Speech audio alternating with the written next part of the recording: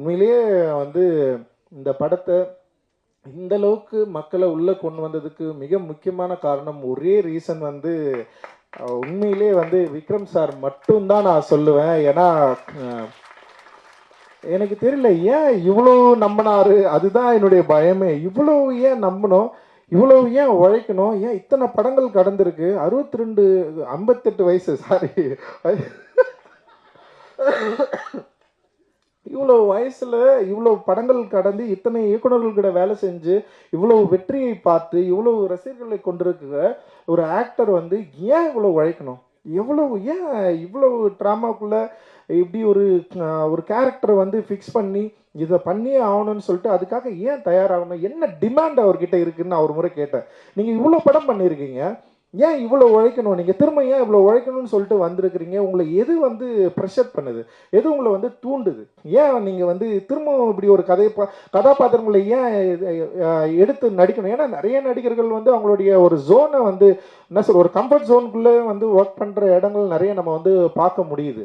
Like வந்து ஆனால் ஏன் இவர் வந்து ஏன் அப்படி பண்ணுறாரு அப்படின்னு சொல்லிட்டு ஒரு பெரிய யோசனை இருந்தது. அவர் வந்து அதுக்கப்புறம் தான் தெரியுது, அவர் ரசிகர்கள் மேலேயும் அவருடைய ஆர்ட் மேலேயும் அவர் வச்சிருக்கிற மிகப்பெரிய லவ் இருக்குல்ல, அது வந்து தீராத ஒரு போராட்ட குணமுடையதான் நான் வந்து பார்க்குறேன். ஒருவேளை வந்து ரொம்ப ஈஸியாக அவருக்கு வந்து ஒரு வெற்றி கிடைச்சிருந்ததுன்னா அந்த வெற்றியை வந்து அவர் அனுபவிச்சு சந்தோஷமாக அதுக்கப்புறம் வந்து ஓகே அப்படின்னு போயிருக்கலாம்.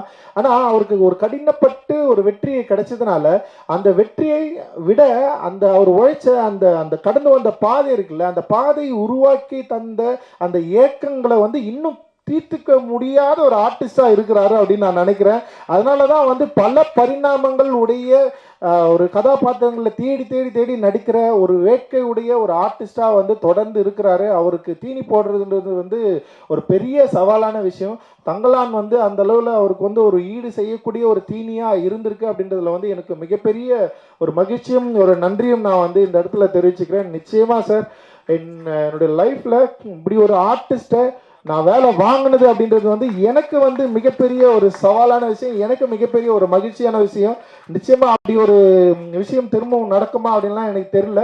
அண்ட் வந்து இதை நான் ஒரு பெரிய வாய்ப்பா, ஒரு பெரிய ஒரு அனுபவமா, ஒரு பெரிய லெசனா நீங்கள் எனக்கு நிறைய சொல்லி கொடுத்துருக்குறீங்க. அந்த நான் வந்து அதை சரியா என்னுடைய திரைப்படங்களில் திரும்ப நான் அதிகமாக பயன்படுத்திப்பேன் அப்படின்னு நினைக்கிறேன். Thank you, thanks lot. அது எனக்கு தெரியல எந்த அளவுக்கு உங்களுக்கு வந்து நான் அந்த இதை வந்து நான் திருப்பி கொடுப்பேன் அப்படின்னு எனக்கு தெரியும். நீங்கள் பெரிய விஷயம் எனக்கு பண்ணியிருக்கிறீங்க. அண்ட் ரொம்ப ரொம்ப ரொம்ப நன்றி. அண்ட் வந்து தேங்க்யூ, தேங்க்ஸ் பிரசன்ட் மீடியா.